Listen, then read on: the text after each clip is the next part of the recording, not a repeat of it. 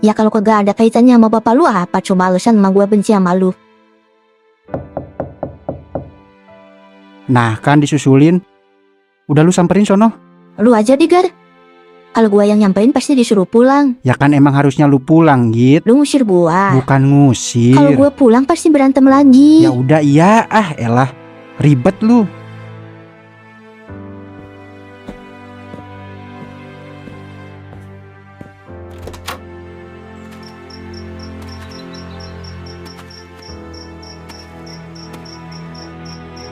Mari masuk dulu tante. Inggit ada di dalam kok. Nanti Igar buatkan teh hangat dulu buat tante. Lagian di luar banyak nyamuk.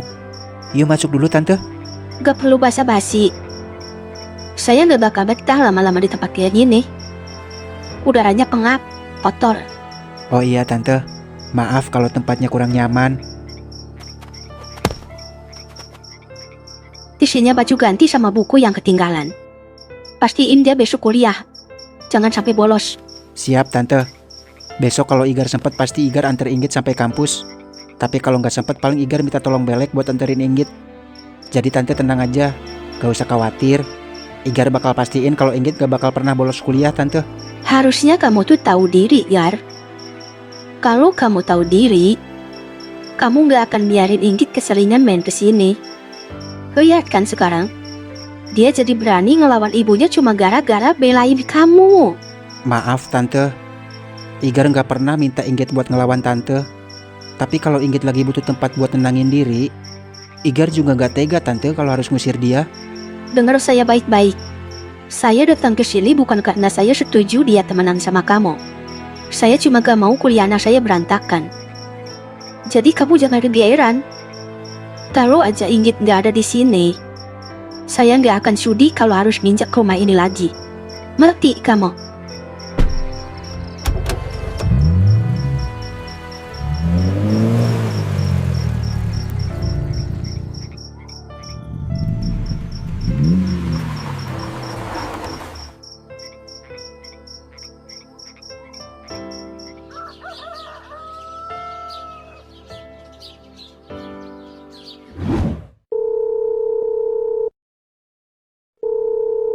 Halo, assalamualaikum. Kenapa mbak? Waalaikumsalam. Ini Mas Igar lagi di mana sekarang? Udah jalan belum?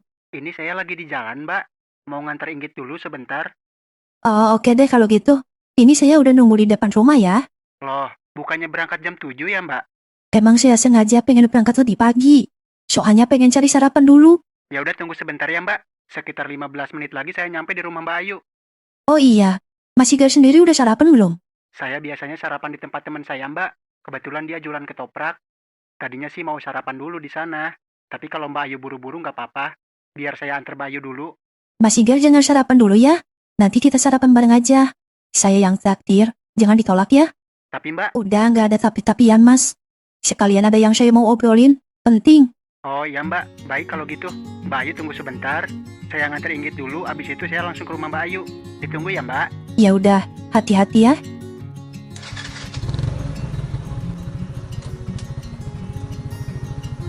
Hati-hati di jalan ya, Mas. Apaan sih lu Git? Gue lihat kayaknya Kak Ayu perhatian banget sama lu, Gar. Jangan-jangan dia naksir lagi sama lu. Masa orang bilang hati-hati doang dikira naksir? Tapi kalau misalkan Kak Ayu beneran suka sama lu gimana? Mana mau dia sama gua. Coba pikiran lu diubah apa? Jangan kayak bocah. Ya siapa tahu kan. Namanya juga nasib. Lunya aja yang kaku kayak kenebok kering. Ya serah lu dah.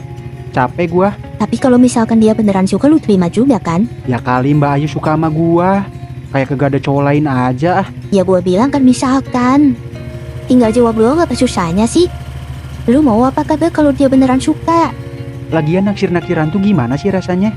Gue jemput dia ya karena dia penumpang. Dia bayar. Gue dapet duit. Udah itu doang. Masa lu gak ada rasa sama sekali sih? Rasa gimana kayak gitu? Jantung deg-degan pas lu lihat dia. Atau apalah. Emang gue lihat setan apa pakai deg-degan segala? Lu mah kagak ada manis-manisnya jadi cowok. Sembel gua. Lah emang begini gua. Lu kan yang paling tahu gua dari dulu kayak gimana. Gua kagak ngerti urusan begituan Git. Ribet. Emang lu gak pengen apa? Sekali-kali ada yang merhatiin lu lebih dari sekedar temen? Buat gua, Isugi, lu, sama si Belek itu udah lebih dari cukup Git.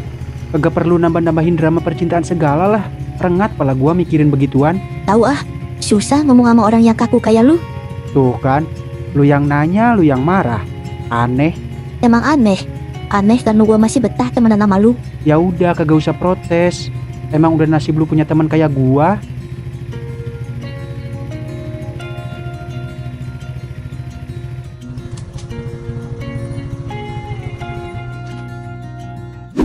Lex, sorry ya, nunggunya kelamaan. Ini bocah tidurnya udah kayak orang mati suri. Susah banget dibanguninnya, heran gua. Ah lalu, kayak baru tahu singgit aja.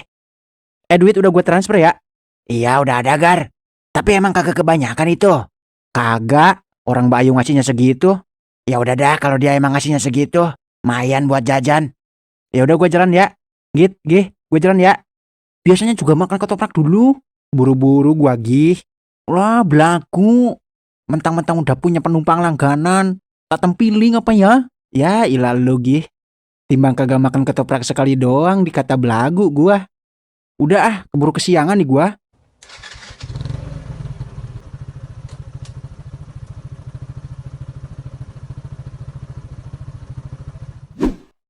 Si Igar sama Kak Ayu kelihatan dekat banget apa enggak? Lu kagak ada bahasan lain apa Git? Masih pagi masa udah gibahin orang lu? Ya ngegibahin siapa Belek? Gue cuma penasaran aja. Lagian lu kenapa sih? Jawab berapa? Pelit banget lu bagi info. Lagian Mbak Ayu juga milih-milih kali. Masa iya dokter suka sama tukang ojek? Udah kayak di sinetron aja. Udah lu kagak usah mikir macem-macem dah. Mending lu fokus kuliah biar jadi orang bener. Lu kagak nyembunyiin sesuatu dari gua kan, Lek? Ya elah buat apa sih Git? Kalau ada apa-apa kan gua bilang sama lu. Tapi ini emang kagak ada. Aman dah gua jamin. Udah kagak usah bahas beginian dah. Pusing pagi-pagi pala gua kalau diinterogasi kayak gini.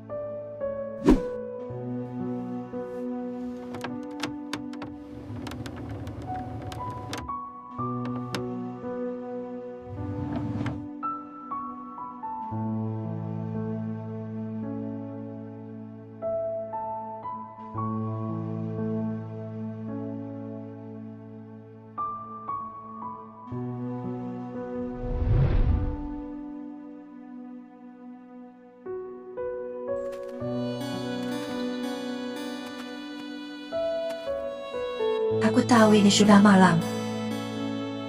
Aku juga tahu aku terlalu egois buat minta kamu datang jauh-jauh ke sini buat temuin aku. Sepanjang jalan ke sini aku takut kamu gak akan ada di sini. Aku pikir kamu pasti sudah benci banget sama aku. Makasih ya. Makasih karena kamu masih mau berdiri di sini nungguin aku. Gak usah berterima kasih. Aku datang ke sini bukan karena aku sudah memaafkan kamu. Aku cuma penasaran. Sejahat apa lagi takdir mau ngetawain aku malam ini? Kamu ingat nggak? Di tempat ini, aku pernah nangis di bawah kamu. Aku bilang aku cinta sama dia. Waktu itu kamu usap kepalaku. Lalu kamu bilang aku harus sabar. Ternyata sabar yang kamu maksud itu nunggu giliran sampai kamu yang ambil dia dari aku kan? Aku sama sekali gak pernah ngambil dia dari kamu, Laras. Dia sudah lebih dulu mencintai aku. Kami berdua berpura-pura seolah tidak ada apa-apa. Itu semua demi menjaga perasaan kamu, Laras. Setelah semuanya terbuka, kamu selalu merasa bahwa kamu adalah korban. Padahal justru kami yang terpenjara. Kami rela menunda kebahagiaan, menyembunyikan hubungan. Cuma karena kami terlalu sayang sama kamu. Kami gak tega jika harus merusak ilusimu, Laras. Jadi kamu minta aku datang jauh-jauh ke sini cuma buat membersihkan hati nuranimu sendiri? Cuma buat menegaskan kalau selama ini aku adalah beban yang menghalangi kebahagiaan kalian? Dan gitu, Laras. Terima kasih. Terima kasih sudah membuatku sadar betapa bodohnya aku pernah menganggapmu sebagai sahabat. Kalau aja aku tahu pertemuan ini hanya untuk mendengarkan pembelaan dari kamu. Demi apapun aku gak akan sudi membuang waktuku buat berdiri di sini. Suamiku sudah 3 hari gak pulang. Gak ada kabar sama sekali. Padahal kami gak ada masalah. Tadinya aku pikir kamu tahu. Karena selain aku, cuma kamu orang yang tahu semua tentang dia. Tapi setelah melihat reaksimu barusan, melihat betapa bencinya kamu sama kami, aku salah. Harusnya aku nggak tanya sama kamu. Udah nggak ada lagi yang mau dijelasin kan? Kalau udah nggak ada, aku mau pulang. Mungkin ini terakhir kalinya kita bicara. Aku mengalami gagal jantung. Dan saat persalinan nanti, hanya satu nyawa yang bisa selamat. Dan aku sudah memutuskan. Aku mau menyelamatkan anakku.